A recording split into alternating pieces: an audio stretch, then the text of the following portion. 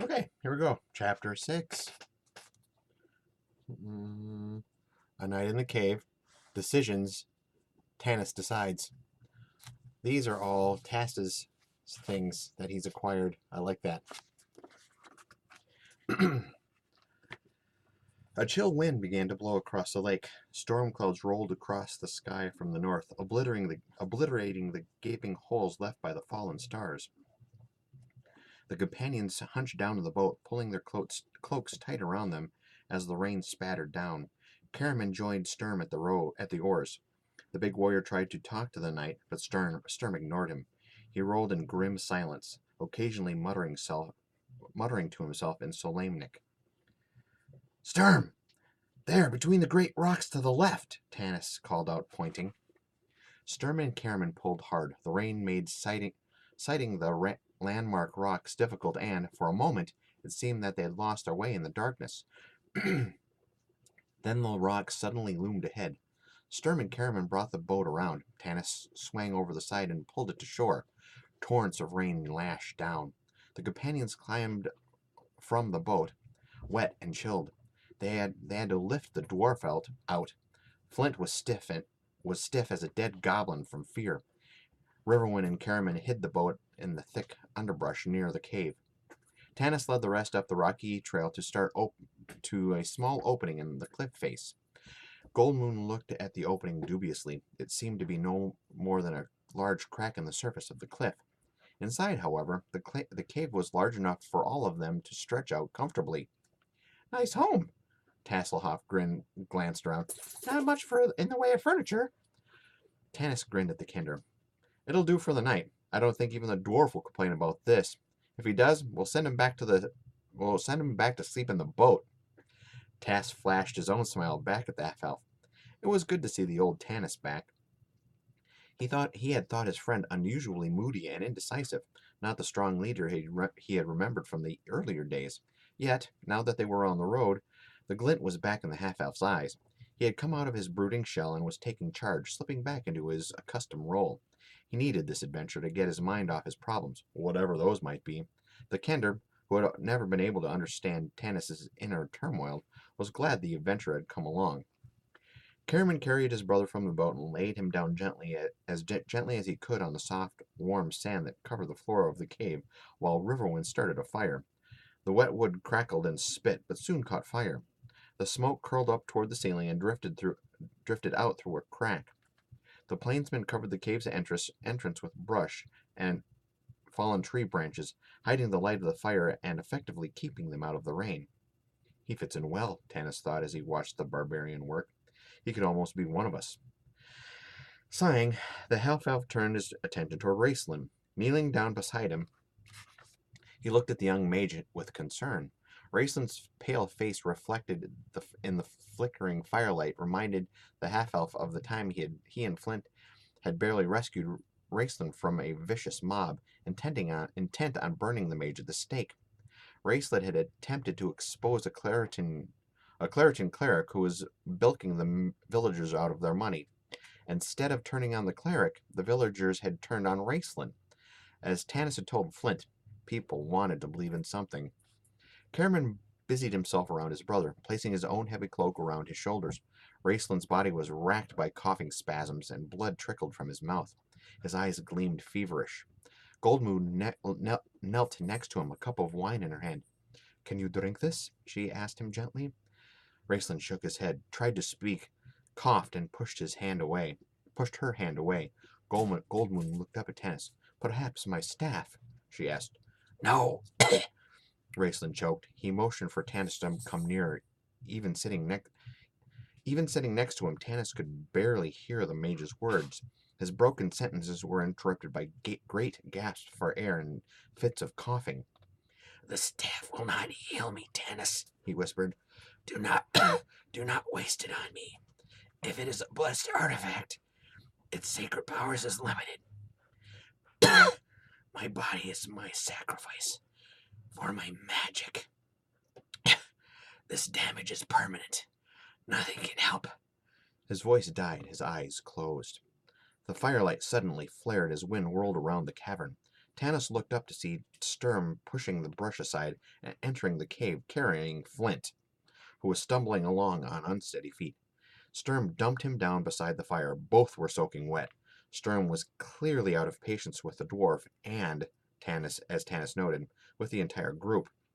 Tanis watched him with concern, recognizing the signs of a dark depression that sometimes overwhelmed the knight. Sturm liked the orderly, the well-disciplined. The disappearances of the stars, the disappearance of the natural order of things, had shaken him badly. Tasselhoff wrapped a blanket around the dwarf, who sat huddled on the cave floor, his teeth chattering in his head so that his helm rattled. Boat was all he could say. Tass poured him a cup of wine, which the dwarf drank greedily. Sturm looked at Flint in disgust. "I'll take first watch," he said, and moved towards the mouth of the cave. Riverwind rose to his feet. "I will watch with you," he said harshly. Sturm froze. He then slowly turned to face the tall barbarian.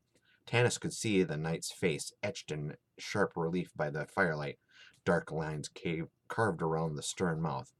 Although shorter in stature than Riverwind, the knight's air of nobility and the rigidity of his stance made the two seem almost equal. "I am a knight of Solimnia," Sturm said. "My word is my honor, and my honor is my life. I gave my word back in the inn that I would protect you and your lady. If you choose to dispute my word, you dispute my honor, and therefore you insult me. I cannot allow that insult to remain between us." "Sturm!" Tanis was on his feet. Never taking his eyes off the plainsman, the knight raised his hand. "Don't interfere with this, Tanis," Sturm said. "Well, what will it be? Swords? Knives? How do you barbarians fight?" Riverwind's stoic mask did not change. He regarded the knight with intense, dark eyes. Then he spoke, choosing his words carefully. "I did not mean to question your honor. I do not know men and their cities. I will tell you plainly. I am afraid. I am afraid it is my fear that makes me speak thus. I have been afraid ever since the blue crystal staff was given to me. Most of all, I am afraid for Goldmoon." The plainsman looked over at the woman, his eyes reflecting the glowing fire. "Without her, I die. How could I try—" His voice failed. The stoic mask crumbled and cracked from pain and weariness. His knees buckled and he pitched forward. Sturm caught him. "You couldn't," the knight answered. "I understand. You are tired and have been sick." He helped Tanis lay the plainsman at the back of the cave. "Rest now. I will stand watch." The knight shoved aside the brush without saying another word and stepped out into the rain. Goldmoon had listened to the altercation in silence. Now she moved their meager possessions to the back of the cave and knelt down by Riverwind's side. He put his arms around her and held her close, burying his face in her silver gold hair.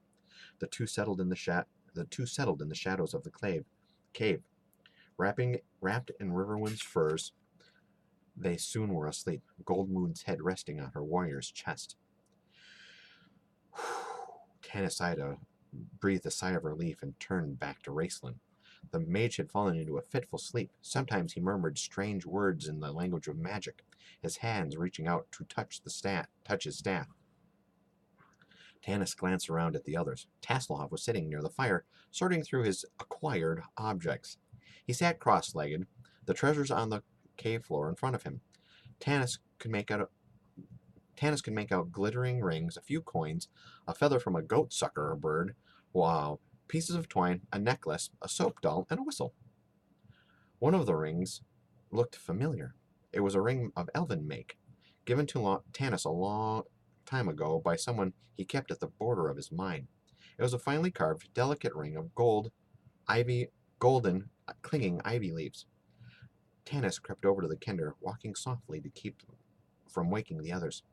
"Tass," he tapped the kender on the shoulder and pointed. "My ring?"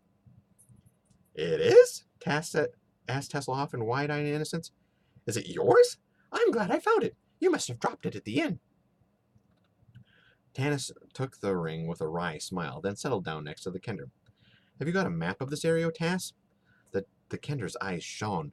"A map? Yes, Tanis, of course."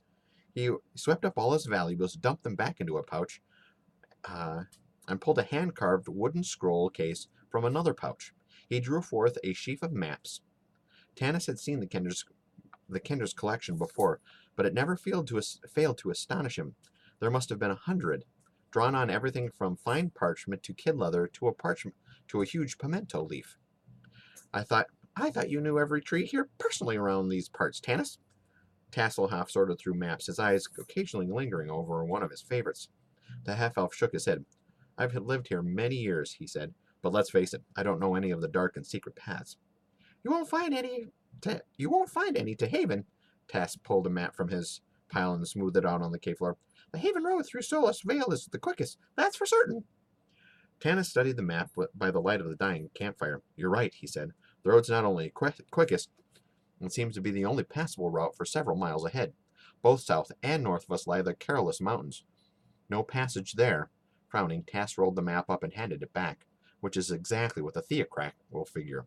Tasselhoff yawned. Well, he said, putting the map back carefully in his case, it's a problem that'll be solved by a wiser head than mine. I'm along for the fun. Tucking the case back into the pouch, the Kinder lay down on the floor, drew up his legs beneath his chin, and was soon sleeping the peaceful sleep of children and small animals.